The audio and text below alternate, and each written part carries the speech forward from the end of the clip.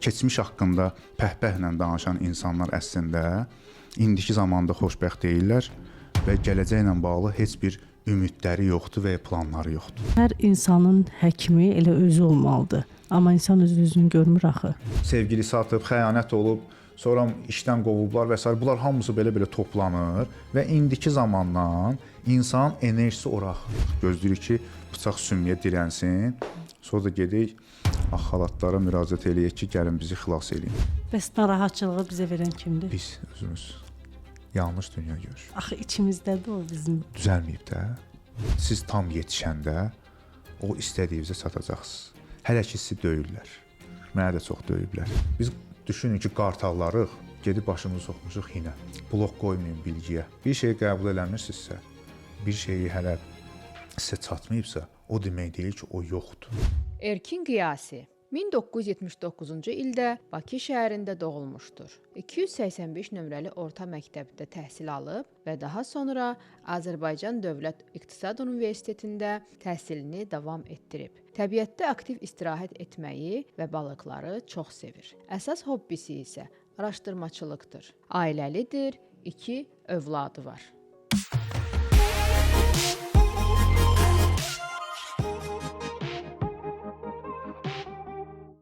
Peşəkar video və podkast çəkilişlərinizi ən son avadanlıqlarla təmin olunmuş Biznesgar komandasına həvalə edə bilərsiniz. Həmçinin çəkiliş üçün otaq və səs avadanlıqları, kamera və işıq aksesuarlarının icarəsi mümkündür. İlkin müəllim, xoş gördük. Xoş gördük. İlkin müəllim, sağlam həyat nə deməkdir? Birinci, biz doğru olaraq həmişə hər bir şeyin kəlməsinə, kökünə getməyə çalışırıq ki, ümumiyyətlə bu sözün mənası nədir və içəriyi nədir? Sağlam sözün kökündə sağ dayanır. Bizim yaxınlarda çəkdiyimiz sağ və sol haqqında videorolikimiz də var. Düzdür, insanlar solaxaylar hamısı tökülürlər üstümüzə ki, bizim nə günahımız var. Yəni, sağ kəlməsi insanın ümumiyyətlə sağ tərəfi indiki və gələcək zamana aid bildirir. Yəni, bizim bədənimizdə sağ tərəfimizdə yaranan problemlər bizim indiki və gələcək zamanımıza aid hansısa yaxınlarımızla bağlı energetik, informatik zədələrdən xəbər verir. Sol tərəfimiz isə bizim keçmişimizlə bağlı. Yəni bu bizim valideynlərimiz də ola bilər, keçmiş iş yoldaşlarımız da ola bilər, həyat yoldaşlarımız da ola bilər və s. və l.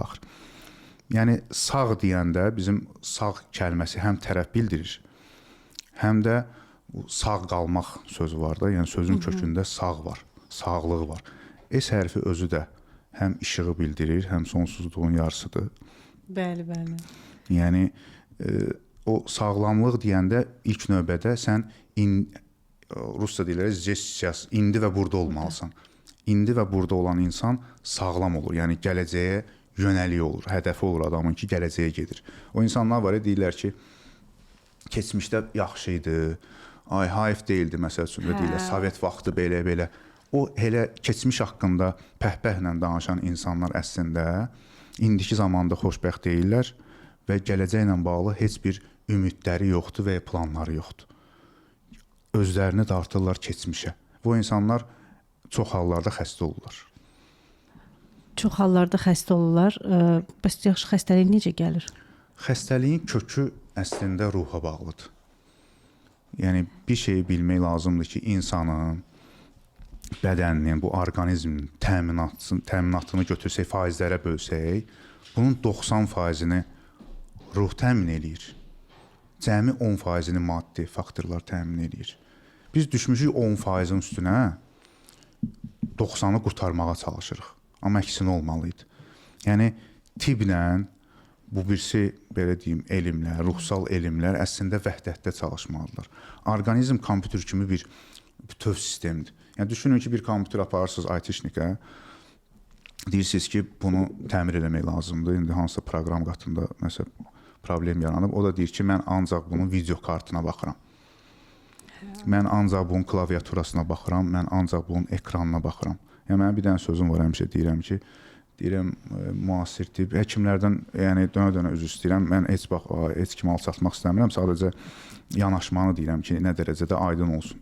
Yəni, virus düşəndə, kompüterə virus düşəndə üstünə spirt tökürlər.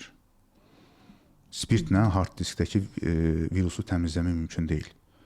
Ona mütləq şəkildə antivirus lazımdır. Bərabərdir, güclü immunitet lazımdır və o immunitet daima yenilənməlidir, update olunmalıdır. Update də təbii dünya görüşü ilə olur. Aha. Necə düşünürsünüz? Məsələn, həkimlərin bunu ruhsal aləmi qəbul etməməsinin səbəbi bəlkə nəticə olaraq, tam olaraq reallıq onlara göstərə bilmirik. Tibb əslində daha çox nəticə ilə işləyir deyənə və nəticəni aradan qaldırır deyənə, həqiqətən də qaldırırlar nəticəni aradan, amma o nəticə təzədən təkrarlanır və daha şiddətli formada təkrarlanır. Yəni bunlar şahid olurlar ki, sağaltmadılar da, sadəcə pastı belə deyim, turbanın üstünə kaska çəkdilər və o pas qaldı altda. Əslində pası təmizləmək lazım idi və yaxud da ki, bilmək lazım idi ki, o turbada pas niyə yaranır? Məsəl üçün, turbada pas niyə yaranır? Ona su və hava daima ardıcıllıqla dəyəndə, o daima suyun içində qalanda paslanmır.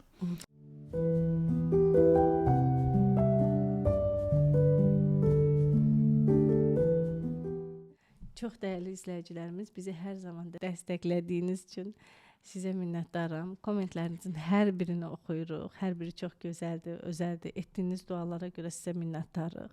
Bu qədər faydalı olacağımızı bilməzdik. Bunu bizə yazdığınız üçün, yansıtdığınız üçün sizə minnətdaram. Təşəkkür edirəm.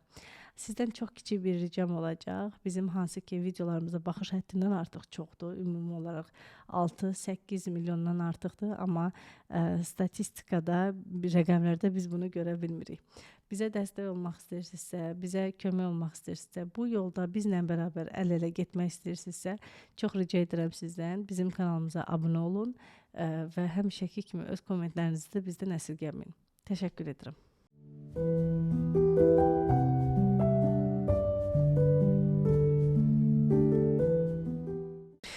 Necə düşünürsünüz? Hər insanın həkimi elə özü olmalıdır. Amma insan özünü görmür axı. İnsan özünün həkimi və hakimi olmalıdır ilk növbədə. Biz hər şeylə məşğul oluruq. Telefonumuzla, geyimimizlə, nə bilim, gigiyenik vasitələrimizlə, hər şeylə, nə bildiyiniz, yəni hər bir şeylə məşğul oluruq. Bir dənə bizim bu can sağlığına gələndə bizim canımız çıxır. Biz özümüzlə məşğul olmuruq, istəmirik, ən axıra saxlayırıq. Gözləyirik ki, bıçaq sümüyə dirənsin, sonra da gedək xalatlara müraciət eləyək ki, gəlin bizi xilas eləyin. Bir şey başa düşmək lazımdır ki, İnsan özünün xilaskarıdır. Necə? İnsan təbii dünya görüşünə malik olmalıdır. Mən həmişə dediyim bir söz var. Meşədə siz nə banka, nə klinikaya rast gələnmərsiniz. Amma orada nə kasıb heyvan var, nə də xəstə heyvan. Onlar bilirlər, təbii yolla yaşayırlar və onlar heç vaxt, belə deyim də, bir keyf görmərsiniz. Yəni bir dənə canavarın oturub, hansısa bir şikarı əlindən qaçandan sonra ağacın dibində oturub siqaret çəkib araq içdiyini görmərsiniz ki, mənim bu bir keyfdir də, yəni. Bunu insan eləyir. Sadəcə insan o qədər iradə azadlığı verilib ki insana. İnsan özünü o iradə azadlığını müsbət yöndə yox, mənfi yöndə inkişaf elətdirib. Hər şeydən şikayətçi, hər şeydən narazı və bu narazılıqlar da o ruhu sıxır. Çünki ruh bizi bu bədənin sponsorudur, belə deyək, prodüseridir, layihəçisidir. Bizə belə deyim, bütün şəraiti yaradıb ki, biz təcrübə toplayaq. Bizim ruhumuz bizim müsbət emosiyalarımızdan qidalanır. Əvəzində enerji verir. Biz bir keyf olan kimi oradan klapanı bağlayır ki, bu bir keyfdir, mən bu ilə qoşulmaq istəmirəm. Onda... Və enerji kəsiləndə də artıq xəstəliklər baş qaldırır bədəndə. Xəstəliklər ümumiyyətlə bir xəbərdarca edicidir. Yəni, hansısa bir insan çox ağır xəstələnməyi birdən-birə olmur. Bu uzun illərin yanlışları yığılır, axırda gəlib bir şey çıxır. Və biz düşürük yenə də maddi tərəfin üstünə. Ki, buradan həll eləyim buna. Məsələ orada təmin mən dediyim 90% tərəfdədir, ruh tərəfdədir. Oradan baxmaq lazımdır ki, orada nə baş verib. Məsələn, ən ağır xəstəliklərdən sağalan insanların həyatına baxsaq, onlar həyatlarında 180 dərəcə dəyişiklik eləmiş insanlardır. Və bu dəyişiklikdə təbii dünya görüşüdür. Bu belə spiral kimi düşünün.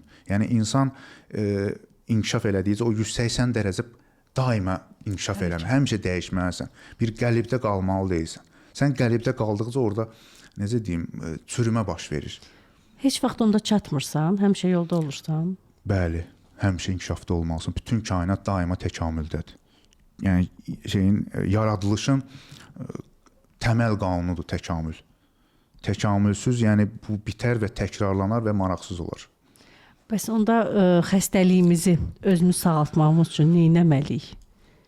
İlk növbədə biz orqanizm necə işləyir, onu başa düşməliyik, dərk eləməliyik ki, bu sistem necə işləyir. Və sadə deyəndə baxsaq, yəni bizim can sağlığı paketində bunun çox belə asan üsulları təqdim olunub. Yəni kim bizə konsultasiya sonu, seans üçün müraciətlər edirlər və biz imtina edirik bunlardan. Əslində deyirik ki, siz can sağlığı paketini alın, əldə eləyin, şahid olun, tətbiq eləyin. Baxın, ümumiyyətlə siz konsultasiya eləyəndə mən sizə deyəcəm get filan şeylə, ola bilsin ki, siz deyəsiniz ki, bu nə danışır? Mən gəlib deyəcəm ki, alma ağacının başına 3 dəfə vururam. Güləcəksiniz ki, bu nə deyir? Məsəl üçün deyirəm də. Amma yəni bilmək lazımdır ki, bu fırlanmağın səbəbi nədir? Bu sizdə nə problem var? Yəni ona görə insan ilk növbədə sadə formada başa düşməlidir ki, orqanizm necə işləyir və hansı hallarda bu xəstələnir. Ümumiyyətlə xəstələnmək təkcə mənfi ilə bağlı deyil. İnsan enerjisi də çoxalanda orqanizmin diaqnostik mərkəzi var. Özünün diaqnoz mərkəzi var. Və ən çox enerji aparan da odur.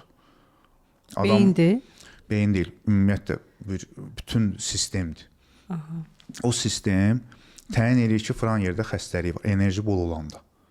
Deyir ki, filan yerdə xəstəlik var, beyinə siqnal gedir. Burada xəstəlik var, bunu xahiş edirəm, məsəl üçün bura 50 qram enerji ayırın, bunu mən bərpa edeyim. Və o simptomu çıxardır ortaya. Simptomu çıxardandan sonra orqanizm başlayır onu bərpa eləməyə. İmkan versək. Biz o simptomu kimya ilə vururuq başından, öldürürük, söndürürük simptomu.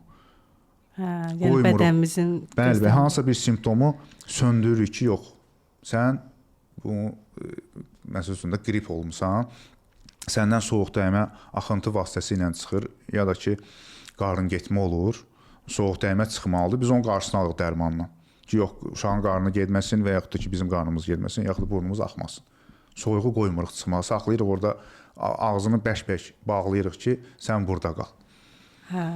Yəni, enerji bolluğu da insanı xəstələndirə bilir. Yəni, ona görə də sadəcə o xəstəlik bu birisindən fərqlənir. Orada biraz gümrah olursan. Xəstə olursan, amma gümrah olursan. Yəni, biz bu uşaqlarla bunun hamısının şahidi olmuşuq. Orada təqdim olunan üsulları yerinə yetirmişik. Bizim təqdim edildiyimiz o paketdə əsasən ruhi məsələlərdir. Yəni, belə deyim də, tutam ki, gelirsiniz vulkanizasiyaya, maşınınızın təkəri bıraq. Tibb belə işləyir də. Vulkanizasiyada götürür, təkəri doldurur, deyir, yaxşı yol. Axtarmır ki, hardadır, buraxan yeri. Nədən olur? Səbəbi axtaran yoxdur. Çox nadir, mən rast gəlməmişim həyat təcrübəmdə.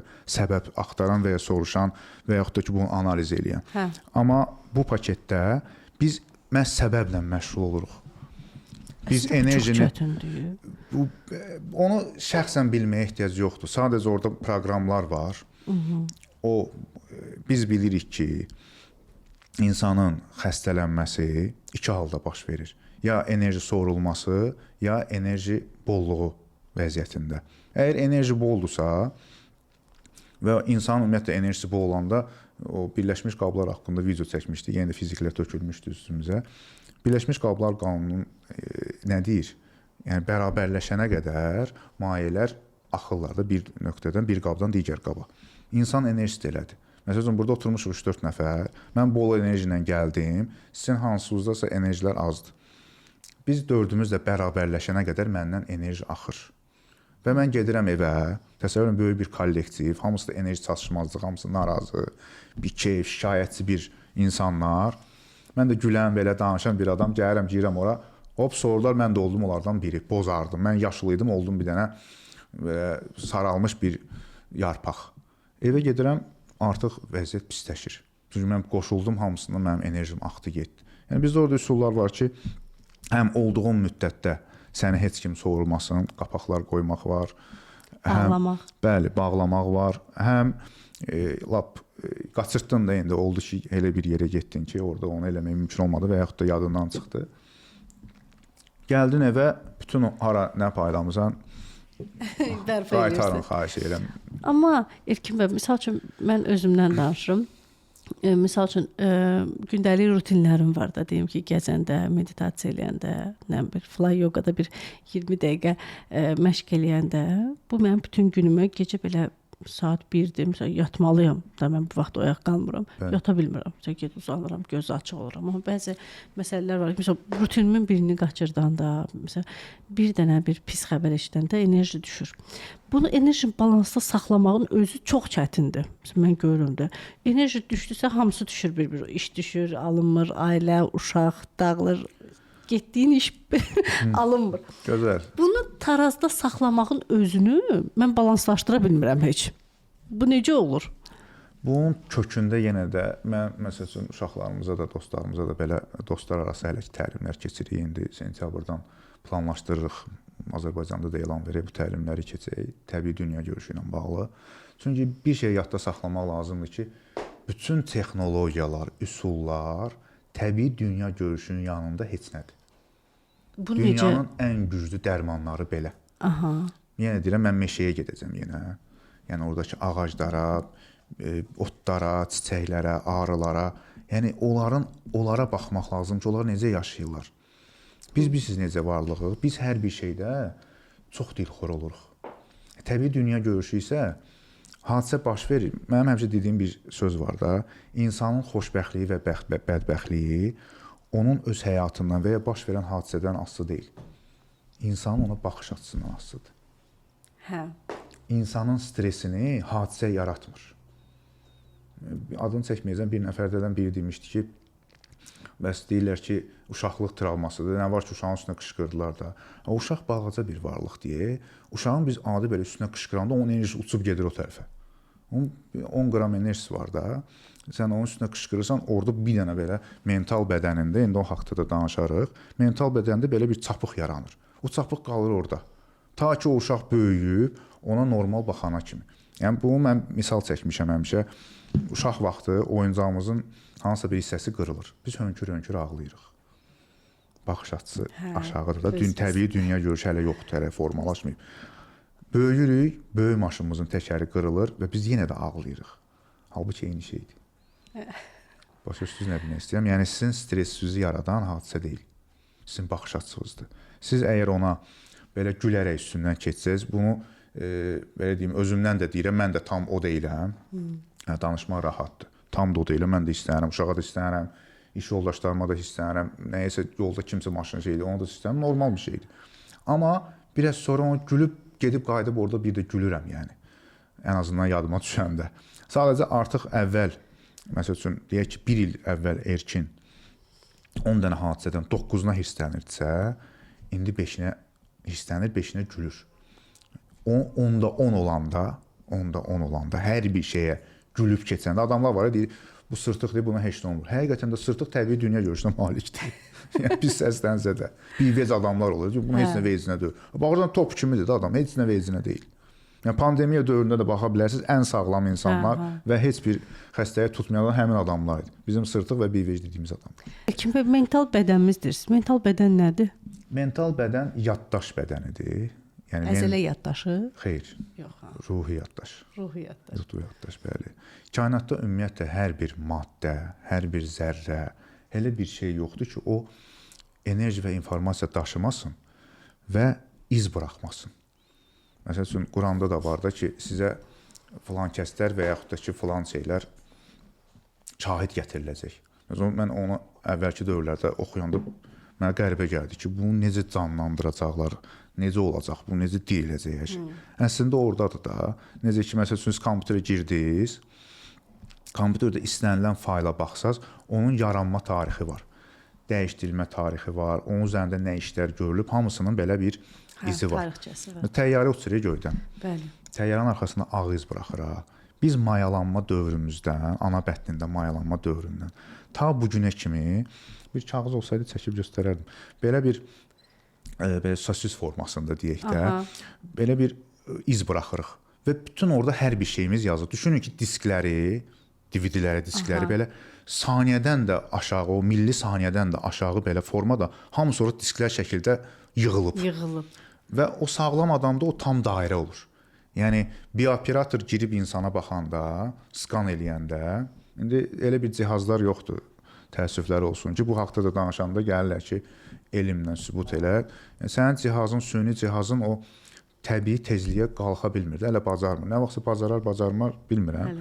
Hətta 1956-cı ildə məndə alimlər, hadisələr yadımda qalmır. Hadisənin özü, mahiyyətim yadımda qalır. Bir sualtı qayığın cihaz kəşf edib qoymuşlar içinə. Deməli, bu sualtı qayıq ondan qabaq 3 gün ərzində amma. 3 gün ərzində ondan qabaq həmin nöqtədən keçən sualtı qayığın tam, belə deyim, skan eləyib formasını sudan informasiyasını götürüb cihaz vasitəsilə çatdırırdı ki, orada neçə adam vardı içində, hansı silahlarla təchiz olunub, forması nədir, motoru nədir, hər bir şeyini. Yəni, su özü informasiya və enerji daşıyandır. O izi oradan skan eləyib ata bilirdilər cihaza. Aydın. Yəni, bu var, internetdə maraqlanan gedib maraqlana bilər. Gələk mental bədənə. Yəni, mental bədəndə biz həmin stres eləyəndə, mental bədəndə düşünün ki, bir kalbasadır və bir sosisdir. Kimsə ora bıçaq salıb çıxardıb. Amma orada yara qalıb. O yanlış dünya görüşünə görə, yanlış reaksiyaya görə. Əslində, hadisənin özü bir şey deyil də. Uşaq idi, maşının təkəri qırılmışdı. Və yaxud da ki, kuklasının qolu çıxmışdı. Bu onu hönkür-hönkür ağlamışdı, reaksiyası yanlış olmuşdu. Orada bir iz buraxılıb. Anası qışqırıb, müəllim qışqırıb, biraz böyüyüb, sevgilisi atıb, xəyanət olub, sonra işdən qovublar və s. Bunlar hamısı belə-belə toplanır və indiki zamandan insan enerjisi ora axır. Daima elə bir ki, oranı doldurmağa çalışır.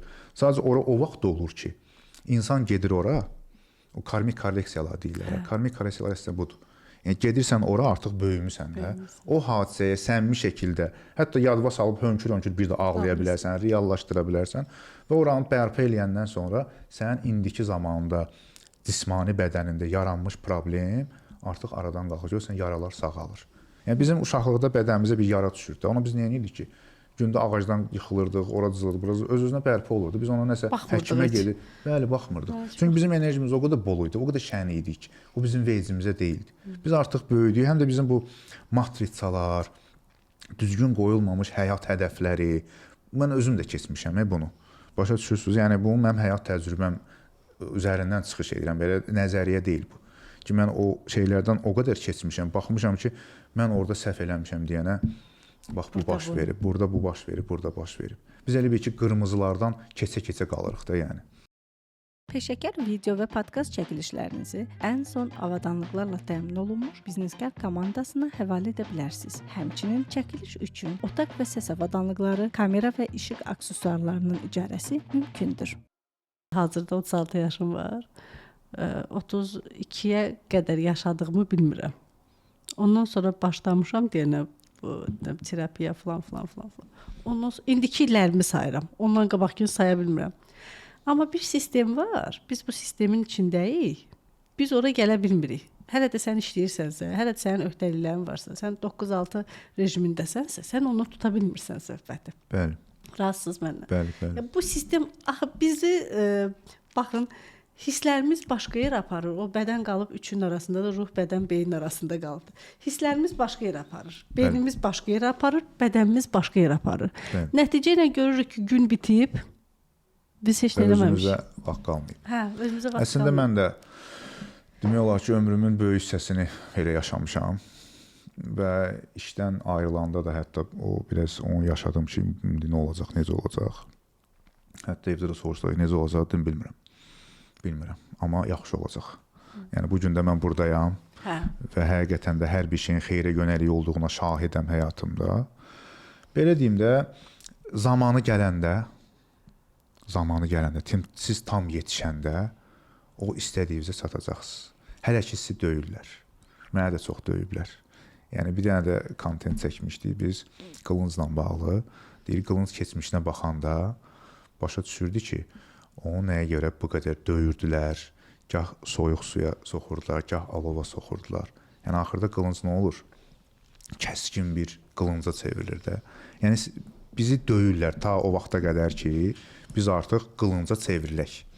O ruhun istədiyi bir təcrübəyə və bilgiyə malik olaq ki, artıq bizə qorxmayaq, cəsarət olsun. Ruhun istədiyi bilgiyə bunu biraz necə deyə bilərsən? Ruhun istədiyi Ruhun belə deyim də, məsəl üçün hər bir insanın özünə görə gəldiyi bilgi və təcrübəsi olur. Məsəl üçün mən gəlmişəm, məsəl üçün deyirəm də, keçmiş həyatımda 3-cü sinifə kimi oxumuşam. Mən indi 4, 5, 6, 7 çatsam 11-ə kimi oxuyacam. Gəlir o həmin hissəni missiya qoyur, həmin missiyanı keçir. Adam da var ki, artıq magistrdir. Magistrdir, yəni gəlib yüksək ruhlu adamdır. Bunu aparıb salırlar ki, sən get, nə bilim, riyaziyyat müəllimi ol. Bu magistr deyə, bu riyaziyyat, bu məntiqi şeylərlə olur, bu yaradıcı adamdır. Bu ən yaxşı halda rəssam və ya memardır və yaxud da rejissordur və yaxud da artistdir. Yəni, yaradıcı insanların çoxsu baxsaz, yüksək ruhlu adamlardır. Sadəcə onların da həyatlarında, o sosial həyatlarında alınmayan şeyləri dünya görüşünə bağlıdır. Adamlar o xoşbəxt tərəflərini tapırlar həyatlarında, o yaradıcı tərəfini. Bu tərəfini yerləşdirə bilmirlər. Yəni, ümumiyyətlə bir şey bilmək lazımdır ki, insan 3 fərqli qütbə ayrılır. Bir ruhi, yəni bu bizim bu yüksəklikdə gedən belə də xətt çəksək əgər bu xəttədir.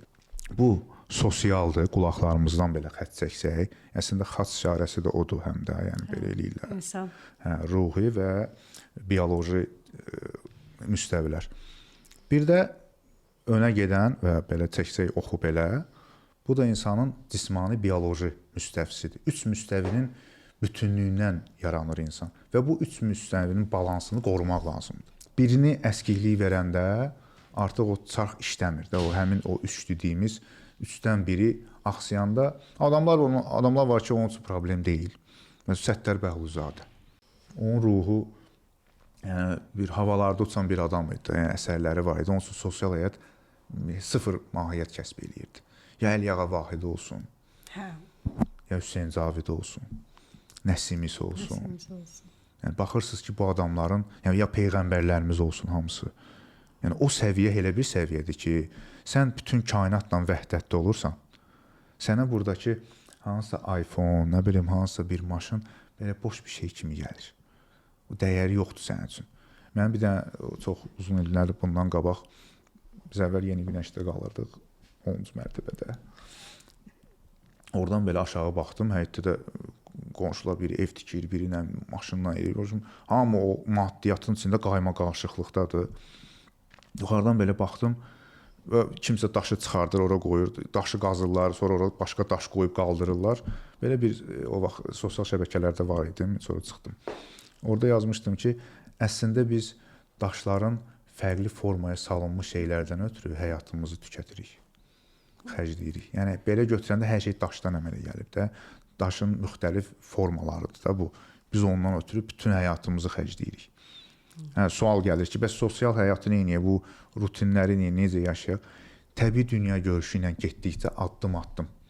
Artıq sən elə bir səviyyəyə gəlib çatırsan ki, sənin dünya aləm vecib olmur. Dünya aləm vecib olmur. Hə, olmur. Necə uşağın sənin vecin olmasın? O mənada yox. Hə. Səndə narahatlıq qalmır. Sən rahatsan artıq. Sən bilsən ki, sən əmin əllərdəsən. Sən qoruyur səni. Təbiət, kainat yaradan. Həmişə. Həmişə. Hər yerdə. Hər yerdə. Bəs narahatçılığı bizə verən kimdir? Biz özümüz. Yanlış dünya görüşü. Axı içimizdədir o bizim. Düzəlməyib də. Düzəlməyib. Biz Yəni həmin gəlib sağlamlaşır. çıxırıq uşağın oyuncağı ağlamasına. Əvvələ. Bəli. Biz hələ böyüməmişik. Böyüyəndə artıq hər şey rahat olur. Məsəl üçün mən bura gəlirdim. Siz mənə konum atmısınız da, maşından gəlirəm. Bu dəfələrlə olur.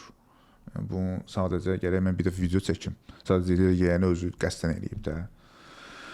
Mən gəlirəm. Mən bilirəm ki, burada maşın saxlamaq çətin məsələdir. Yer tapmaq çətindir. Ona əminəm də, yəni məntiqi tərəfdən. Amma o tərəfdən bilirəm ki, mütləq şəkildə mənim üçün orada yer var.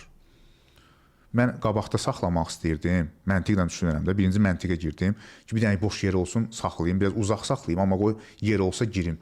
Heç bir yeri olmaz. Sonra birdən ağlıma gəlir ki, Ayırkin, sən axı böyümüsən. Sənin üçün yer var da, sən nədən narahatsan? Gəldim, yeri saxladım və uşaqlara şəklini də çəkdim. Dedim, baxın uşaqlar, zeytun ağacının altında Mənim üçün yer saxlayıb. Gəldim düz burada yaxınlıqda maşını saxladım. Halbuki çox qabaqdan mən məntiqlə yer axtarırdım. Erkin bəy, ailə münasibətlərində biraz sanki bunu buraxmaq olmur axı. Məsələn, yoldaşla münasibətdə, övladlarını qorumada, övladlarını yönləndirmədə məsuliyyətin var sənin. Sən bilmirsən axı necə icra edəsən. Yox, məsuliyyətsizlik demirəm ki mən. Hə. Yox, bilirəm, məsuliyyətsizlik demirsiniz. Sadəcə bizdə ümumiyyətlə həm həyat yoldaşları arası, həm uşaqlara münasibət yanlış matrisalar üzərində qurulub. Demək istəyirsiniz ki, bütün həyatımız yanlışlar Yox, üstündə biz necədir bu fərqli ölkələrdə bunlar fərqlidir. Təbiətdə də tam fərqlidir. Təbiətdə birinci özünsən. Birinci özümə. Bəli, birinci ruhunuzdur, özünüzsüz. Ondan sonra sizin 100%lıq götürsək, bütün digər insanlara və sahələrə cəmi 20% artır oradan pay verməyə icazəniz var. Siz o 20%-i aşırsınız və orada problem yaranır. Bu uşağa da aiddir. Yəni düşünün ki, siz bir 100 tamdan ibarətsiniz. Gəldiniz işə 20% verməliyik. Bəli, 80 özünüzü tam işə vermək olmaz. Xəyanətdir ruha. Özünüzü tam ailəyə vermək olmaz. Xəyanətdir ruha. Şəkər xəstəliyinin, digər xərçəng xəstəliyinin, ağır xronik xəstəliklərin başında bunlar durur. Ruha xəyanət durur. Ruhun maraqlarına uyğun yaşamamaq durur. Sən bütün layihəni aparıb atmısan hansısa bir uşağa və yaxud da ki, həyat yoldaşına və yaxud da işə. Yaxşı, bəs necə olmalıdır? Dedim də 20%. 20% verdiyi övlada. Bəli. 20% işə. Elə yox. Yəni nə mənada 20%? Yəni hər dəfə siz ki, özünüzün tamını verməyəcəksiniz də uşağa. Aha. Həmişə elə bir ki, o tam bölünmədən danışmıram mən. Yəni münasibətdə siz başa düşməlisiniz ki, 80% həmişə özünüzsüz, 20% odur. Sizin həyatınızda yeri 20%-dən çox deyil. Bu belədir. Övladımız deyə bizim. O qədər azdan. Övladınızda onun öz ruhu var. Siz o ruhunu da qoymusunuz inkişaf eləməyə. Qabağını kəsirsiniz. Mənim çox yaxın qohumum, yəni valideynləri tərəfindən 3-4 dənə fərqli ali məktəblərə zorla yönləndirildi. Axırda adam memar oldu. Əl qabiliyyəti, yəni atı plastilindən uşaq vaxtı elə düzəldirdi ki, damarları görsənirdi. Bunu necə həkim, bunu necə mühəndis eləmək olar? Bunu necə riyaziyyatçı eləmək olar? Başqa siz valideynlər elə bilirlər ki, hər şey düz eləyir, düz eləmirlər. Siz bir dənə baxın da heyvanlara. Nəyinir? Yumurtanı qoyur, bala çıxır, uçmağı öyrədir, ağzına yemək çatdırır, buraxır. Sonra o bir dənə bitki var ya, adı var, mən ona üfürgən qoymuşam adını. Azərbaycanca adı yoxdur. Yoxdur. Üfürgən qoymuşam adını. Uşaqlara demişəm ki, o vaxtda məqalə yazanda onun adını üfürgən qeyd eləyək. O nəyinir? Öz valideynin yanına, valideyn uşağı bunun böyründə bitməsin deyənə belə bir çətir düzəldir, uçdurur, gedir o tərəfdə bitdirir onu ki, yəni burada kölgəsi altında məhv olmasın. Onda biz buraxmalıyıq. Əlbəttə ki, 21 yaşından sonra mütləq buraxmalısınız. Siz bərabər hüquqlu şəxsiyyət və əməkdaşlıq müstəvisində münasibətinizi bərabər davam etdirə bilərsiniz. Ondan başqa digər münasibətlər hər iki tərəfdən təbiətə yanlış, təbiətə ziddir. Bəs yoldaşımızla münasibəti necə saxlamalıyıq? Məsələn, veririk elə özümüzdən, ailəyə veririk. Sizinlə 20%. Münasibəti tarazda necə saxlayırsınız yoldaşınla? Mən deyim ki, tarazda saxlayıram, yalan deyərəm. Çətin məsələdir, həqiqətən. Yaşaya. O əlbəttə ki, o çox çətin məsələdir əslində. Çünki sən yönəlirsən bu tərəfə. Bu mənim də indiki işim, əvvəlki işlərimdə onsuz da elə olub. Mən işi evə işə qatırdım. Başqa cür alınmırdı. Çünki mən elə bir sahədə işləyirdim ki, mən 24 saat telefonum açıq idi. Mən Azərbaycan futbolunun beşiyi Neftçi Futbol Klubunda işləmişəm 15 il. Və orada da o təşkilati işlərə baxırdım. Yəni kimsə uçur, kimsə gəlir, biri Braziliyadan gəlir, orada da saat fərqlidir, bizdə fərqlidir. Yəni mən işi evdən ayıra bilmirdim. Bu problem yaradır. Ya da gedirdik harasa gəzməyə, telefon girdim. İndi də bu sosial şəbəkələr yenə də eyni şeydir. Bunun qaydasına salmağa çalışacağıq. Əslində bunu saatlara bölmək lazımdır. Başqa cür alınmır. Günümüzü. Bəli, başqa cür alınmır çünki. Bunu necəsə saatlara bölmək lazımdır. Məsəl üçün mən müstəvilər üzrə deyə bilərəm ki, biz bayaq dediniz ki, biz necə olaq, sağlam olaq. Günümüzün 24 saatı var da, düzdürmü? 8 saat 3 yerə bölürük, 3 müstəviyə böləcəyik. 8 saatını cismaniyə bölürük, yəni yatmağımıza. Yəni normal yuxu bilin ki, artıq sizin belə deyim, ən böyük bədəniniz üçün ən yaxşı elədiyiniz bir şeyə belə quş qoya bilərsiniz ki, mən bunu elədim. Aha. Digər 8 saatı sosial həyat, iş, ailə və s. və axır. Amma ailəni bu bir tərəfə də sala bilərik. Digər 8 saatda ruhi məsələlər, dünya görüşü məsələləri. Ruhi müstəvi. Niyə? Necə eləyək? Sıfır nədən Konsertə gedə başlayaq? bilərsiniz, kinoya baxa bilərsiniz, istirahət olmalıdır, ruh razı olmalıdır, qidalanmalıdır. Bir həzz almalısan. Bəli, Kef ruh elə. get otur gölün qırağında balıq tut. Ruh qidalansın, ruh rahatlasın. Ruh görsün ki, sənin kefin yaxşıdır. Kefin kökdür. Kefin kök sözü də indi ağlıma gəldi. Kefin kök əksində həmin o mental bədən o kök olmalıdır. Yəni arıq sıxılmış olmamalıdır həm də. Maraqlıdır. Hə, yəni kök formasındadır da bizim mental bədənimiz, izimiz. Yəni onu doldurmaq lazım. Biz həmişə kök olmalıyıq. Energetik və informatik kök olmalıyıq. Emosional kök olmalıyıq biz. Köklü yox, xəstəlikdir. Əslində xəstəlikdir, əslində qorxudur köklük. Energetik, informatik zədələrə qarşı bədənin yaratdığı bronjilet deyək də, bronjiletdir. Yəni o gedirlər müxtəlif yollarla arıqlamağa çalışırlar. Bizim o paketdə də bu haqda bilgilər var. Arıqlamağa çalışırlar. Süni müdaxilə olur da. Süni müdaxilə ilə götürürlər onu. Bədən isə yaşamaq istəyir axı. Bu bilir ki, bu təki ilə, bu bədənlə bu öləcək. Təzədən o bronjiletini təzədən geyinir əyninə ki, amandır, öldürəcəklər bizi. Yəni çox yaxın insanlarım vallahi belə pis çıxmasın, getmədikləri yer qalmayıb. Mənim yanıma doğmalarım deyə mən hamısına belə baxıram. O Elşənin Bir Qalan Sirri filmindən həmişə çəkdiyim misal var da. Elşən kəməri belinə taxır, bağlanmır. Deyir ki, kitablar oradan görür ki, sən bizə hələ oxumamısan. Mən də həmişə deyirəm ki, siz mənim hələ kitabımı oxumamısınız. Oxumuşuq da, deyirəm, yox, oxumaq elə yox. Belə, mənimsəmək. Mənimsəyəndən sonra sən artıq başa düşürsən ki, sənin ciddi problemlərin hardadır, hardan gəlir. Erkin bəy, bir ruhun keçmiş həyatdan cəzalı olduğunu görmək üçün, misal üçün, necə bilə bilərik ki, bu ruh cəzalı ruhdur? Göstəricisi var bunun? Birinci, cəza və bu günah və savab, cəza, bu belə şeyləri içinə girək, açıqlayaq ki, cəza nədir?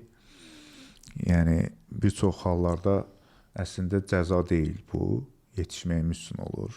Yəni, çox yüksək ruhlar, çox çətin bir şərait və zaman seçirlər, iddiaçı olurlar ki, mən bura girəcəm və buradan çıxacam. Yəni, əgər biz cəzanı pis yaşamaq, çətin yaşamaq, bir ömür, belə deyim, zülm içində yaşamaq kimi qəbul eləsək, onda bütün peyğəmbərlərimiz deməli cəzalıdır. Yəni, onlar qədər və yaxud dahi insanlar olsun. Onlar cəzalıydılar mı? Yəni, Hüseyn Cavid cəzalı ruh idi mi? Yox. Müşfiq, Nəsimi, başa düşürsünüz nə demək istəyirəm. Yəni, cəzanı baxmaq lazımdır ki, bizim konkret bir məsələ üzərindən gərək baxaq. Mən ona belə bir tərif verəmmərəm ki, cəzalı belə olur. Ümumiyyətlə, mənim həmişə uşaqlara dediyim bir söz var. Heç bir şeyi qəlibə, standart paketə salmağa çalışmayın. Yoxdur elə bir paket. Elə bir, Nietzsche'nin belə bir qəşəng sözü var, bütün ümumiləşdirmələr yanlışdır, bu da daxil. Heç bir şeyə tabe qalmayın. Astrologiyası olsun, işləyir. Numerologiyası olsun, işləyir. Hamısı işləyir, bir yerə qədər. Bizim, məsəl üçün, bir astroloji xəritəmiz var. Biz dünyaya elə gəlmişik. O matrisanı özünüzdə saxlamayın. Məsələn, Astrofagorda rəqəmlər var da, indi məlumatınız var yəqin. Orada boşluqlar var. Var. O boşluqları doldurmaq lazımdır, düzdürmü? Matritsanda olan boşluqlar. Bəli, o Astrofagorda məsəl üçün 6 rəqəmi çatışmır. Mən 6 rəqəmini doldurandan sonra mən niyə təzədən özümü 6 əksikliyin kimi qəbul eləməliyəm? Mən artıq o deyiləm. Mən erkin, dünyaya gələndə mənim ruhum bu xəritədə, bu formatı, bu şəraiti seçmişdi ki, mən burdan start götürəcəm. Startlı yer idi, o məkan idi, xəritə idi. Amma mən elə qalacam deməyib axı. Yəni mən hansısa bürcdə qalacam yoxdur. Mən 12 bürcün 12-sindənəm. Nəsimi nə deyirdi? Məndə sığar ki, cahan mən bu cahana sığmazam. Başa düşürsünüz? Yəni bizi o standarta salmağa çalışmayın. Yəni mənim tövsiyəm də izləyicilərimizə budur ki, heç vaxt, heç bir halda imkan verməyin ki, kimlərsə sizi, sən də birdi, sən beləsən. Yox. Mən elə başlamışdım. Mən uşaqlıqda elə idim. Amma məndə 9-a qədər hamısı var. Necə ki, sol əlimiz doğulmuşuq, sağ əlimiz isə dəyişmiş halımızdır. Eyni ilə bunun kimi. Bəli. Mən dəyərləndirirəm. Yəni bunu yenə deyirəm, hansısa bir qəlbə salmaq lazımdır. Hətta bir dənə şərhdə də biri yazmışdı ki, qəlblə zadla belə nəsə bir şeylər yazmışdı. Mən də yazdım ki, qəlbinizin səsini dinləyin də, yəni qəliblərdən çıxın. Yəni insanı yaradan azad yaradıb. Təkrarsız və bənzərsiz yaradıb, özü kimi yaradıb. Bunu başa düşmək lazımdır. Yəni biz elə bir yüksək varlığıq ki, biz nə bilim, biz düşünün ki, qartallarıq, gedib başımızı soxmuşuq hinə. Özümüz bizi heç kim ora salmayıb. Biz eləmişik bunu. Və biz də oradan çıxıb başa düşməliyik ki, biz qartalıq. Biz azad quşlarıq. Erkin bəy, bəs nə üçün xəstə uşaqlar var? O da bu yenə də eyni qəbildən sualdır. Yəni çox dəyərli, çox yüksək ruhlu Mir Mövsüm ağa. Yəni onlar özləri belə seçiblər gəlməyi. Onun belə deyim də içini açmaq mənə düşməz. Bilgim var, amma içini açmaq mənə düşməz. Amma yəni yenə də həmin məsələyə gəlib çıxırıq. Yəni iki tərəfi də var.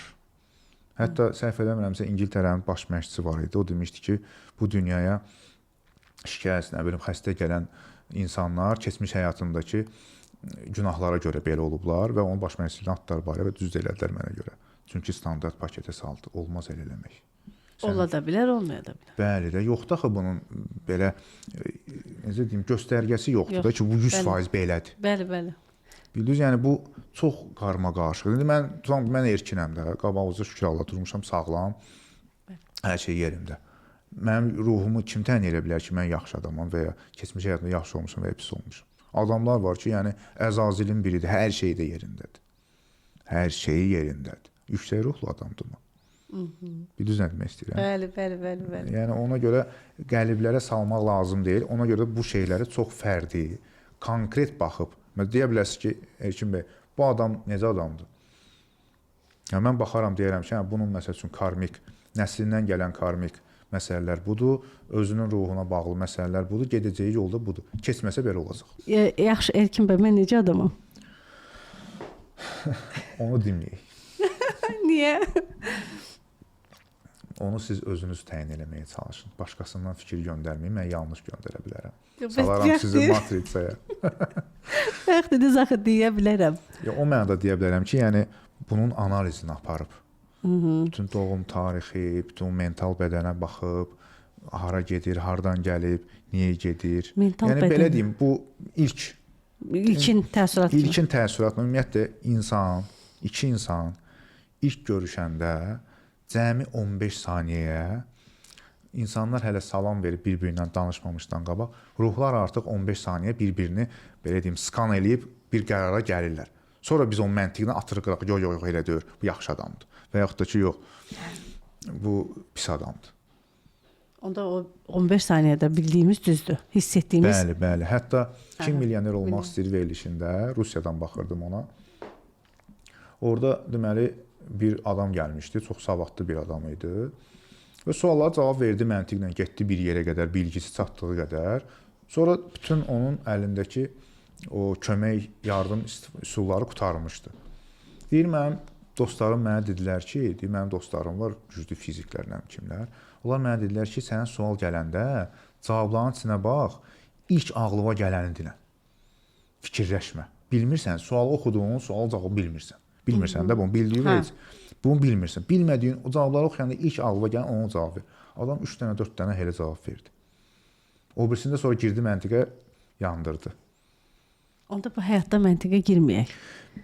İnsanın sağ yarımkürəsi və sol yarımkürəsi var. Sol yarımkürəsi həmin o dediyimiz məntiqi tərəfdir ki, saniyədə cəmi 16 vahid informasiya hasil edir.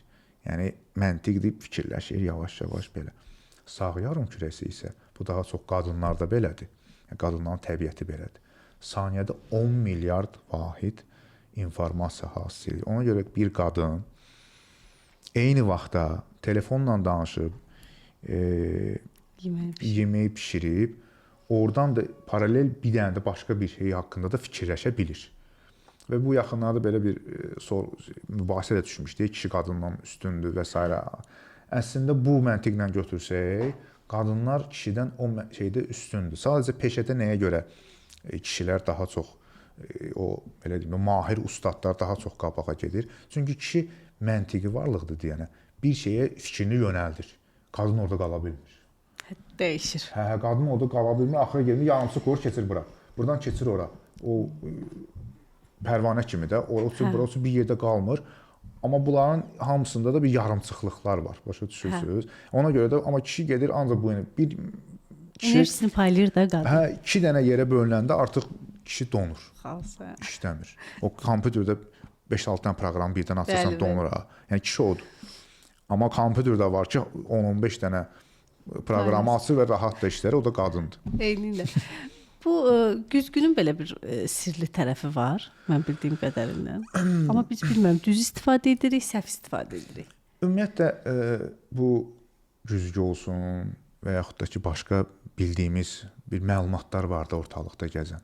Yəni əgər ona məcbur deyilsinizsə, eləməyin. Biz sadəcə məsələn bilgiləri veririk. Onun tam açıqlamasını ona görə vermirik ki, yəni çünki onun açıqlamasını versək o elə bir səviyyədə bilgidir ki, onu çox adam başa düşməyəcək. Sadəcə insanlarımızı xəbərdarlıq eləmək istəyirik ki, yəni belə bir şeylər var da, çalışın uzaq dayanın. Yəni bu yenə deyirəm, təcrübədən keçirilmiş, araşdırma aparılmış məsələlərdə kimlərsə deyə bilər ki, mən neçə ildir bunu eləyirəm, bir şey də olmur və s. və axır. Sən hansısa bir yolla qorunmusan və yaxud da ki, hələ böyüməmsən. Yəni, olur ki, uşaq vaxtı dəymirlər. Hə. Uşaq vaxtı olur ki, sən səhvlər eləyirsən, sən məsələn götürsən bir dənə pişiyin balasının başını kəsirsən, sənə ona görə bir şey olmur. Amma qeydə alındı da ki, sən pişiyin balasının başını kəsmirsən, qeydə alındı. Biraz böyüyəndə deyirlər, gəl bura, sənə cinayət işi açılıb, uşaqlıqda pişiyin başını kəsmişdin, gəl indi bunu ödənişini elə. Yəni 4 yaşından sonra, uşaq 4 yaşından sonra neyin eləsin, hamısı artıq məsuliyyətə cəlb olunur. 4 yaşından sonra? Bəli. Niyə 4-dən? Çünki 5 yaşında artıq ruhun o himayədarlığı ilkin qoşulub və himayədarlığa götürdüyü dövr başlayır. Yəni artıq ruh cavabdehdir. Yəni belə deyim də bir uşaq gedib, biz körpəmiz gedir ki, qonşunun şüşəsini sındırır. Biz gedir, bu onun pulunu kim ödür? Valideynləri. Burada da eyni şeydir. Yəni belə deyim də, Loro dilindən desək, bizim mənəvi, ruhi valideynlərimiz digər o şüşəsi sınan adamın ruhi valideynlərinə yuxarıdan ödəniş eləyirlər. Başa düşdünüz? Yəni onun qabağını alır ki, indi bizimkidir də hələ uşaqdır, böyüyür. Biz ödənirik. O yəni kainatda ümumiyyətlə hər bir şeyin mütləq şəkildə ödənişi var, qarşılığı var. Səbəb-nəticə qanunusu tabe olmadığı elə bir proses yoxdur. Ümumiyyətlə kainatda elə bir proses, elə bir hadisə yoxdur ki, fizika qanunlarına tabe olmasın. Hər bir şey qanunlandır, qayda ilədir. Möcüzə yoxdur. Möcüzə yoxdur? Yox. Möcüzə bizim hələ təbiətini anlamadığımız və yaxud da ki, hansısa bir alimin hələ kəşf eləmədiyi təbiət hadisəsidir, fiziki qanundur. Məsəl üçün, götürürük bir dənə pultu, bir televizoru, gedirik 19-cu əsrə və o pultu orada televizoru yandırırıq. Orada möcüzə olacaq. Həndə oldu. O orada möcüzə, amma möcüzədirmi? Xeyr. Möcüzə sadəcə biz bilmirik, o necə baş verir. baş verdiyini necə bildikdən sonra artıq o sizin üçün möcüzə olmur. Ona görə möcüzə ümumiyyətlə yoxdur. Mistika dediyimiz şey yoxdur. Hamısı qanunlara tabedir. Bunu bilmək lazımdır. Bundan qorxmaq lazım deyil. Biz insanlarımızı hürkütməklə, qorxmaqla məşğul deyilik. Sadəcə biz başa salmaq istəyirik ki, hər bir şeyin qaydası var. Məsələn, dəstəmaz videosu çəkmişik. Adam deyər ki, torpaqla adam necə təmizlənə bilər?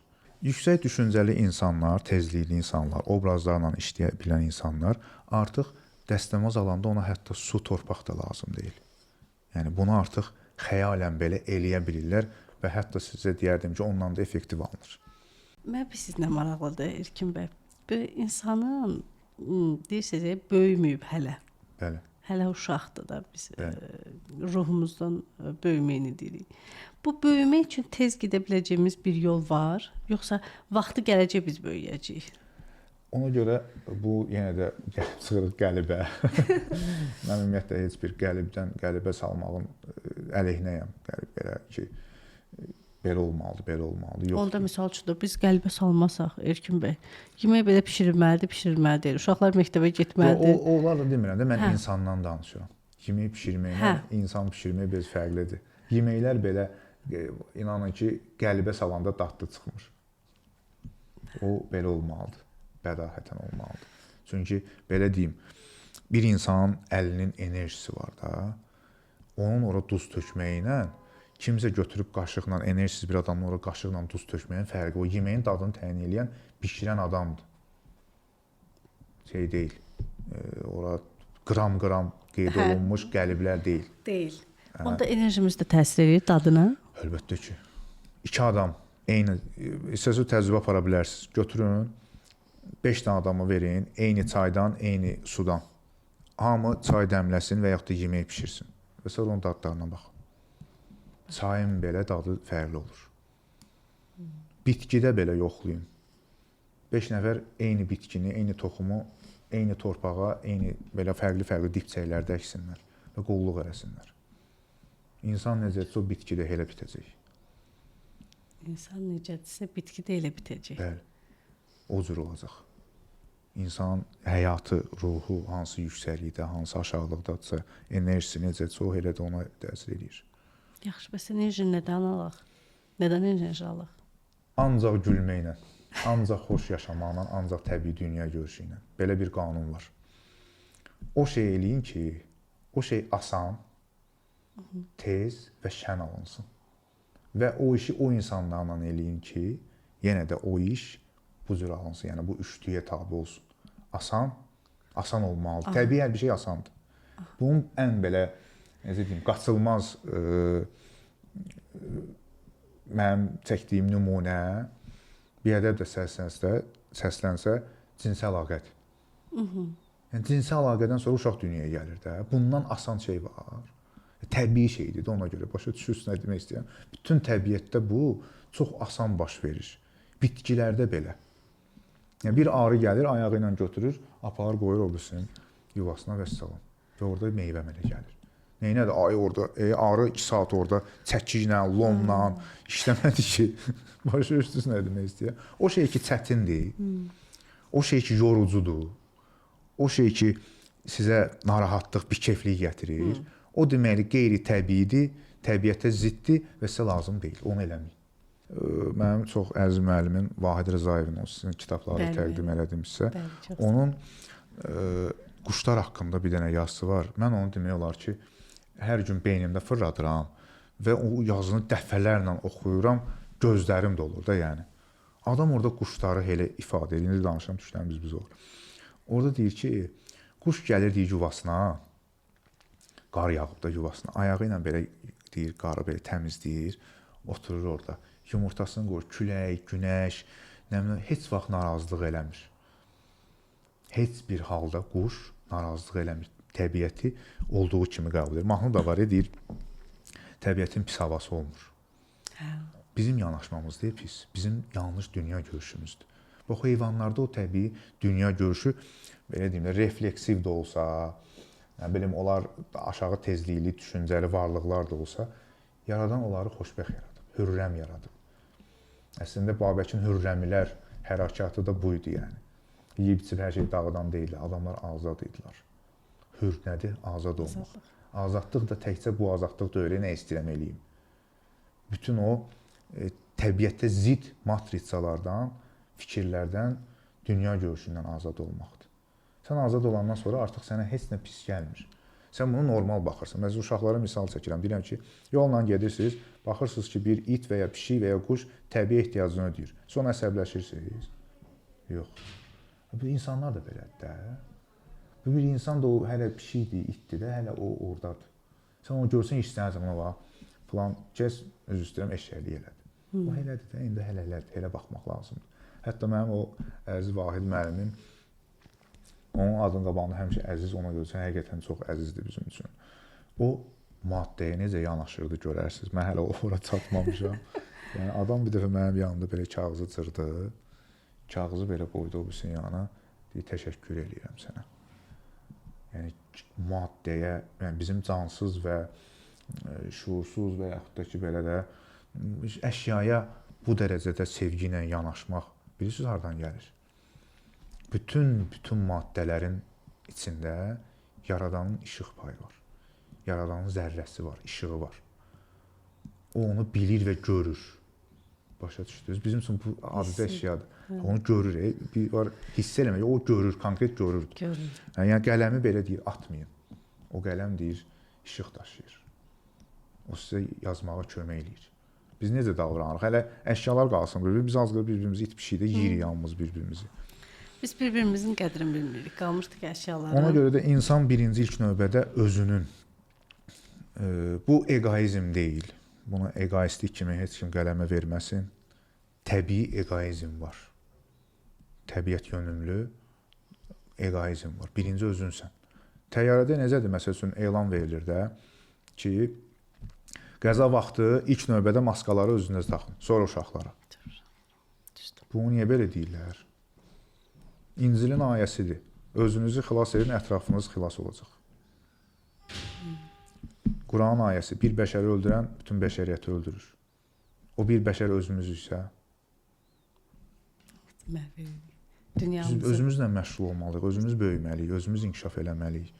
Və bu həyatımızın hədəfi olmalıdır. Bizim onsuz da həyat missiyamız ruhun təkamülüdür. Bütün bu rutin, o yemək içmək, biz bura nə ilə gəlmişik? Enerji və informasiya ilə gəlmişik. Gedəndə də aparacağımız yenə də yalnız enerji və informasiyadır. Və orada, belə deyim də, o sorğu-sualda belə deyək, orada məsəl üçün baxmayacaqlar ki, sən iPhone-un bütün seriyalarını istifadə eləmirsən və yaxud da ki, iPhone haqqında bütün məlumatlara maliksən ki, bu necə işləyir. Orada baxacaqlar ki, sən həyati təcrübələrdə hansı bilgiləri yığmısan ki, gələcək həyatında sən o ilə gəlib daha xoşbəxt və daha sağlam yaşayasan. Yəni orada balla şərbəti ayrılırlar. Şərbət buraxılmır. Yəni hamımızın kainatda bir virtual kitabxanamız var bizim, hamımızın. Hər şəxsin özünün. Düşünün ki, bir arı pətəyidir. Arı pətəyinin o bir hücrəsi deyək də, biz hər birimizin o hücrəsi var. Biz o hücrəni doldururuq və inkişaf edirik. Onu doldurmalıyıq. Orada tələb olunan yeganə şey baldır. Yeri gəlmişkən Quranda da şəfa kəlməsi iki şeylə paralel keçir. Bir Quranla, bir də bal. Yəni şəfa, Quran və bal şəfadır insanlara. Quran isə həmin dediyim o doğru mənadır, doğru dünya görüşüdür. Aydındır. Bu sualı da verim, düşünürəm ki, tamamlandırmalıyıq. Artıq saat yarıma keçir. Deyirsiniz ki, ruhumuz gəlir, burada öyrənir, gedir ki, bir də təzədən gəlsin, daha kamil. Niyə gəlmək istəyir bura, yəni? Gəldi, çatdı, nə olur? Qəşəng sualdır. Vahid müəllimə istinad edərək deyə bilərəm ki, insan təkamül eləmiş meymun deyil, tənəzzül eləmiş mələkdir. Yəni biz yerə gəlmişik, bu haqda həm Vahid müəllimin kitablarında bilgilərlə tanış ola bilərsiniz, həm başqa bir alim, yəni deyirəm, alimlərin adı məndə yadımda qalmır, çox üzr sayın, amma internetdə tapa bilərsiniz, pulsuzdur. Yəni insanın əslində bu ekosistemə tərs bir varlıq olduğu yəni üzə çıxardır adam və insanın incə materiallı aləmdən bərk materiallı aləmə keçidini orada elmi sürətlə izah edir. Bunu Mən də ilk dəfə Vahid müəllimdən eşitmişəm, onun yazılarında var. İstəyənlər tanış ola bilərlər, pulsuzdur, yükləyə bilər aqra.az saytında. Orada hər şey pulsuzdur. Heç bir kommersiya bir necə deyim, Məqsəd güdülmür. məqsədimiz yoxdur. Hə. Sadəcə insanlarımız bizim öz tariximizlə, o bilgilərlə tanış olmağı görə deyirəm bunları. Yəni ruh yenidən o mələklik məqamına yüksəlməlidir. Onun üçün təkrar gəlir ki, yetişsin. Orada hazır. Belə deyim də, düşünün ki, kompüterə və yaxud da ki, telefona hansısa bir tətbiq yazırıq və ya oyun yazırıq. Bir də göz tətbiq deyir ki, minimum tələblər. Bunlar olmalıdır ki, sən bunu istifadə edə biləsən də, yaza biləsən ora. Yəni o tələblər, minimum tələblər var. O tələblər yerinə yetiriləndən sonra düşünün ki, bir meymunun əlinə Kalaşnikov avtomatı vermisiniz.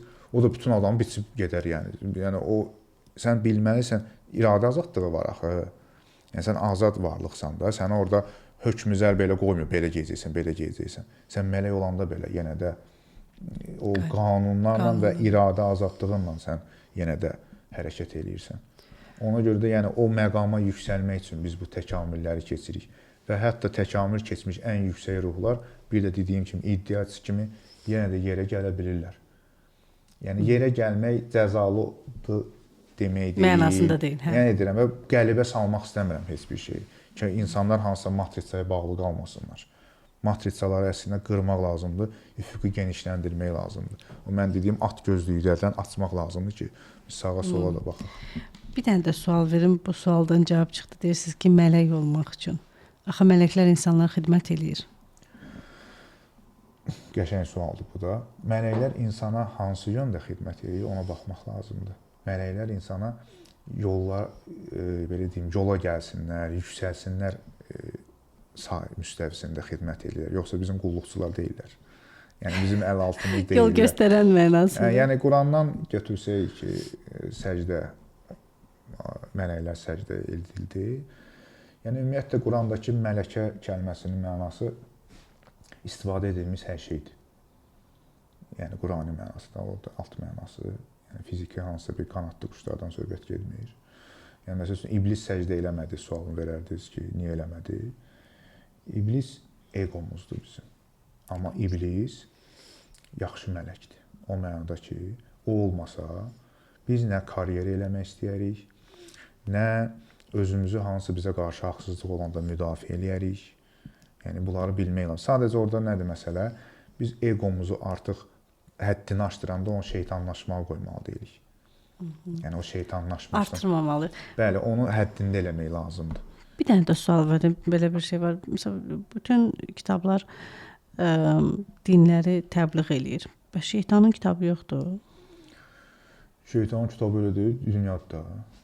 Dünya hamısı kitab. Yəni bütün qabağımıza çıxan bütün bərbəzəklər onun kitabıdır da. Əslində şeytan bir şey deyil, varlıq deyil. Şeytan sifətdir. Yəni hansısa bir varlıq deyil, elə bir varlıq yoxdur şeytan adlı varlıq. Elə bir şey iblis olsa yenə deyərəm hə. Amma şeytan adlı varlıq yoxdur. O iblisin dediyim həmin o sifətidir ki, gəlib ora çatır. Yəni bütün bu aldatmalar, bütün bu bərbəzəkli həyat, qəlblərə salınma. Bəli, bir də bir şey deyim, əsas məqamı budur. Yəni biz hər bir şeyə səthi yanaşmalı deyilik və heç bir səmavi kitabadır. Heç bir bilgiyə elə yanaşmaq olmaz. Gördüyümüz heç bir şey, yəni hər şey göründüyü kimi deyil. Hər şeyin 6 tərəfi var. Biz 3D deyirik də. Biz 3D-ni görürük və o 3D-nin arxasına da qərar veririk. Ki, orada elədir, elə deyil ora. Sən hardan bilsin ki, kubun arxası da bərabərdir. Bəlkə uzundur. Biz görmürük, ora qərar veririk. Amma hər şeyin 6 tərəfi var. Kubla yanaşsaq, yəni bir şəkil də var da, biri belə deyən, biri belə. Bəli. Həqiqət elə bir şeydir ki, onun hər tərəfini görməyə çalışmaq lazımdır. Biz iddiayıq, yox, bu doğrudur, elə deyil. Yəni Quranın özünü, İncilin özünü, ümumiyyətlə səmavi kitabları, bədii kitabları hərfi mənada, yəni şəkli mənada göründüyü kimi oxumaq birinci sinifdir də, yəni hələ o hazırlıqdır hətta. ki, sən bunu oxu, sonra onun dərininə get. Həyat da belədir. Biz bunu görürük, məsələn, taxtadır, dəmirdir. Bunun içində proses gedir. Yəni fizikadan bilirsə, diffuziya qanunu bir-birinə keçmə. Qoyursan, onlar həmişə hərəkətdədir. Biz görmürük axı. İndi hansı alimlər, Allah onlardan razı olsun ki, bunu deyiblər. Yoxsa biz bu gün desəydik ki, mən bunun içində gedən prosesləri görürəm, bunun içində bütün hər şey hərəkətdədir, deyəcəklər ki, bu batil inanc yayır. Başa düşürsünüz nə demək istəyirəm? Yəni bu gün bizim təqdim elədiyimiz bilgilər hamısı bunun kimidir. Sadəcə əfsuslar olsun ki, bu süni intellektli, süni cihazlar onu göstərə bilmir. O da mənim günahım deyil. Bu belə olmalıdır da. Hə, yəni tapsınlar, göstərsinlər. Mənim dərdim də yoxdur kiməsə nəsə sübut eləyim. Yəni həqiqətən doğru olaraq biz heç vaxt kiməsə hansısa bilgini yeritmək və ya hansısa bir bu cərəyanı yaymaq kimi fikrimiz olmur. Heç vaxt heç bir nə dini olsun, nə başqa bir təşkil, heç vaxt heç bir şeyin üzvü olmamışıq. Həmişə də mənə deyirlər, sən filan kəslər kimi danışırsan, filan kəslər kimi danışırsan. Deyirəm, əgər mən hansısa bir sektanın, məzhəbin üzvü olsaydım, onun lideri olardım. Hə, yəni mən eləməliyəm, o məndən get, mənim dalımca gəlməlidir. Mən kimisə dalımca gedən deyiləm yəni. Aydındır.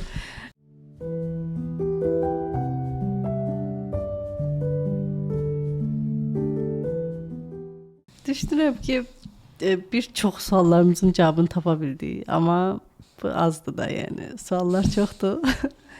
İnşallah qismət olar bir də görüşərik. Çox xoş oldu. Çox təşəkkür edirəm. Mən təşəkkür edirəm ki, mən bu əslində bunu deyir, əvvəldə deməli idim, sonda deyirəm. Sadəcə bu mənim üçün ilk çəkilişdir və ümumiyyətlə doğru yol doğru üçün bu gün çox həqiqətən möhtəşəm gündür, çox şərəfli gündür. Və bunu bizə layiq gördüyünüz üçün sizə təşəkkür edirəm. Bu möhtəşəm layihəyə bizdə sizə uğurlar arzulayıram. Mənim yenə də əziz Vahid müəllimin bir sözü var və bunu da istəyirəm izləyicilərimiz də evlərində divarlara assınlar, telefonlarında o status yerinə qoysunlar. Vahid müəllim deyir ki, bilmək istəyirsənsə, biz onu hətta doğru yol, doğrunun devizi kimi götürmüşük. Bilmək istəyirsənsə, bilmək istə. Yox, əgər bilmək istəmirsənsə, bilgi içərisində bilməzliyi axtarma. Yəni sən dirəşirsən ki, yoxdur. Bağlayırsan. Hə, bir bax da, bir gör nədir, necədir. Bir də bütün müəllimlərimə təşəkkür edirəm. Həm belə deyim, bu yer həyatındakı müəllimlərimə, həm ali qüvvələrə təşəkkür edirəm. Yəni məni gətirib bu yerlərə çıxartdıqları üçün. Yəni mən həqiqətən kameradan, çəkilişlərdən uzaq qaçan adam olmuşam həmişə. Təbiətimdən gəlir, xoşlamamışam üzdə olum. Neftçi futbol klubunda çalışanda da şəkil falan çəkdirəndə deyim ki, heç bir çempionluq kollektiv şəklim də yoxdur, səhv eləmirəmsə. Yəni qaçmışam həmişə o şeylərdən. Yəni işdə görmüşük, gördüyümüz işi gözə soxmağa da çalışmamışıq. Bilən bilir necə işləmişik. Doğru da elə idi. Yəni deyirəm 2012-ci ildən bu günə kimi bilgiləri insanlarımıza təqdim eləmişik. Video çıxana qədər yayılmamışıq. Həmişə 5 nəfər, 10 nəfər, hətta başqa adamların profilinə girib özümüzə bəyan basırdıq ki, bu yayılsın. Bir dənə video da var, başqa planetdən gəlirlər belə hello elə cəmaatlar görün. Biz özümüzü ona bənzədirdim. Yəni bir daha həqiqətən təşəkkür edirəm. Mənim üçün də çox xoş oldu, çox qəşəng suallar oldu. İndi izləyicilərimizə də bir şey demək istəyirəm ki, blok qoymayın bilgiyə. Bir şey qəbul eləmirsinizsə, bir şeyi hələ sizə çatmayıbsa, o demək deyil ki, o yoxdur. Mən də o yolu keçmişəm. Mən də əvvəl blok qoyurdum. Sonra artıq bu dahi müəllimlərimlə tanış olandan sonra istər indiki müəllimim Viacheslav Qubanovdan olsun, istər Vahid müəllim olsun. Yəni bunlarla tanış olandan sonra artıq mən başa düşdüm ki, mən çox şeyə lağ elədiyim şeylər səndimə var imiş, səndimə işləyirmiş. Sadəcə bir atın bir qırağa, qoyun qırağa ki, bu fikri eşitdim, qoy qalsın sonra baxarıq. Sonra qalsın baxarıq. Birdən-birə atmayın və yaxud da birdən-birə qəbul eləməyin ki, bu doğrudur. Hə. Çox sağ olun. Sağ olun. Çox sağ olun. Minnətdaram sizə. Sağ olun. Sağ olun.